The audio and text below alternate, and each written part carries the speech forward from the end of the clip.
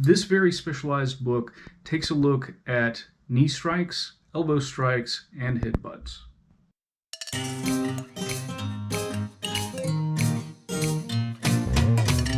Hi guys, my name is Joe. Welcome to my channel, Fighting Words, the Martial Arts Library. On this channel, I talk about martial arts books, I review them, and I talk about other martial arts related subjects. Today I'm going to be reviewing Real Head, Knees, and Elbows, and it's not a schoolyard song. It is the third book from the Geoff Thompson Real series that I will be reviewing. Although I should mention, I guess he intended it to be the last book in the series. So this book was originally published in 1998. Geoff Thompson, for those who are unaware, he was a karate black belt who realized that he was still anxious over the idea of getting into a real fight, so he subsequently became a bouncer for the better part of a decade.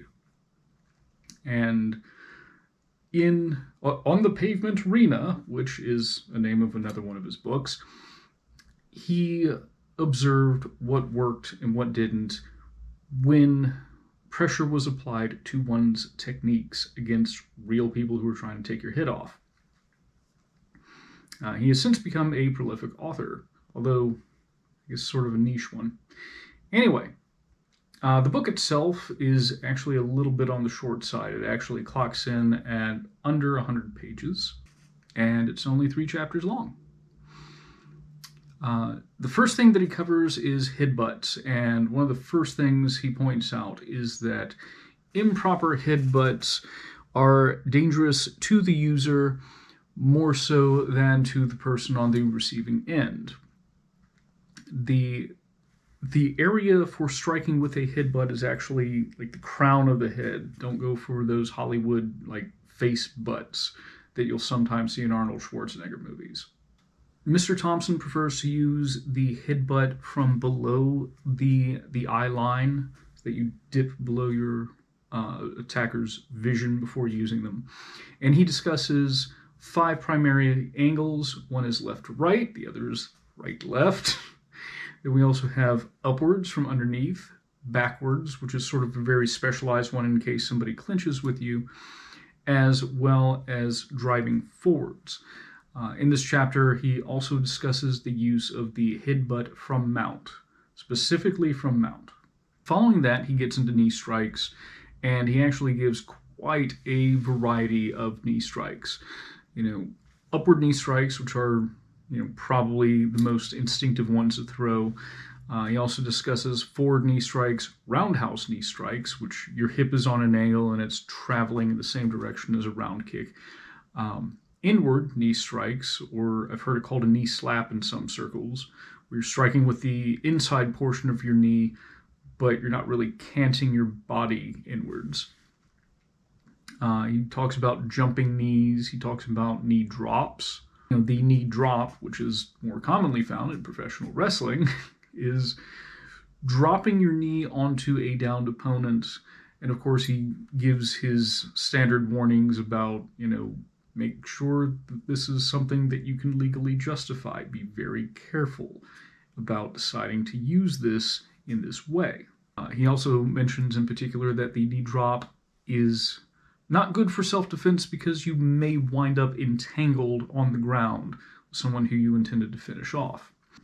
He says that the upward knee in particular is best aimed for the groin. He says that the inward and roundhouse knees are not really finishers per se. I guess that would depend on your target and how you hit it. He advises if you're going to use the forward knee to grab onto your opponent's clothes in order to get good leverage for it. Then he goes on to elbows and offers quite a variety of elbows, not all of which I'm going to cover here. Now, he does start off by noting that the range for an elbow is sort of fleeting. So, you're going to usually be in a range to punch or in a range to engage in a clinch rather than at about yay, where you can throw elbows unrestricted. Now, the elbows he shows, a lot of them are apparently from Muay Thai. Some of them are more like self-defense elbows, like a back elbow. Um, he includes things like elbowing the thigh, not just from a caught kick, but like dropping low and slamming the elbow into the thigh while you're standing. He also includes two sort of like dirty boxing type of elbows, which are from boxing. There's a lot of stuff in boxing that's illegal that is part of boxing. And in this case, it's, throwing a straight punch and catching the guy as your fist sails past his head, and then sort of a back elbow, coming back off of a hook that has missed. So I thought it was sort of neat that he included those in there. Now, in the book overall, each chapter gets a colorful anecdote before really diving in. Here's an example of how this gentleman used elbows. Here's an example of how this guy used headbutts. And it was a dark and stormy night, and three figures appeared. Whatever. He includes these tales. I think that they help to sort of spice up the story, because otherwise it's like, horizontal elbow and downward elbow and backward elbow. So yeah, I think that makes the reading of the text a little bit more enjoyable. On to the pros and cons.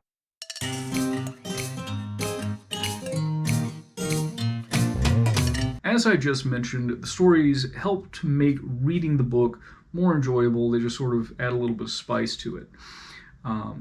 I think from a selection of techniques, I think that this is very extensive, especially with the knee strikes and elbow strikes. I don't know if I have found sources that are as thorough with those particular strikes. I have some Kempo texts, some Muay Thai texts. Some of them get pretty in-depth with some of these, but I still think this might be the one where, he sought out just about every possible variation of these strikes, except maybe like spinning back elbows. I don't think he included that. As well, another point in its favor is that Mr. Thompson has a wealth of experience, not only from himself, but also drew from the experience of those around him. He's got a good eye for things that work in this environment and a good way of communicating that.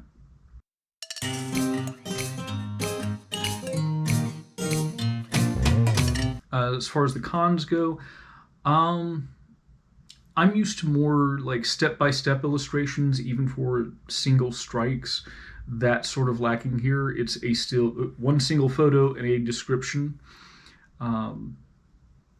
I don't think that it takes away tremendously, but I just think it would have been a little bit better if we'd gotten more like 2 or 3 steps worth of photos. There's profanity in here. Doesn't bother me. It'll bother some people. So please be aware, before you look for this book, you may find that unnecessary and extraneous. And finally, even though it does a good job of describing these very close-in weapon systems, it is part of a whole. So it is not by itself a complete self-defense manual. There are a total of 4 other books in his real series.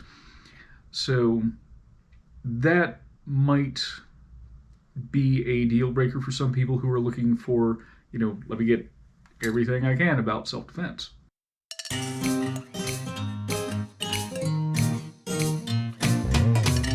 So, recommendations. If you are a technique junkie, again, this is pretty extensive when it comes to knee and elbow strikes in particular. If you find this gap in your self-defense arsenal, like I'm pretty good at punching and kicking, I'm comfortable enough with throws and ground grappling, not really practicing knees and elbows, not really sure how to use them, dude literally wrote the book on it. Um, yeah, I think it's a good addition to most people's self-defense arsenal. Obviously, in various contact sports, you can use some of this material for that. I mean, we're even seeing more stuff about Lethwei these days, and headbutts are also allowed in combat sambo and kudo. So maybe that could even help with that. Yeah, it's a good book for what it is. I would generally, I mean, I'm a bit of a completionist, so for me, I would prefer to have it as part of a whole collection. But as I said, you can get it individually if you just feel that this is sort of a blind spot in your martial arts training right now. And that's all I have for this week, and thank you for watching, and I'll see you guys next week.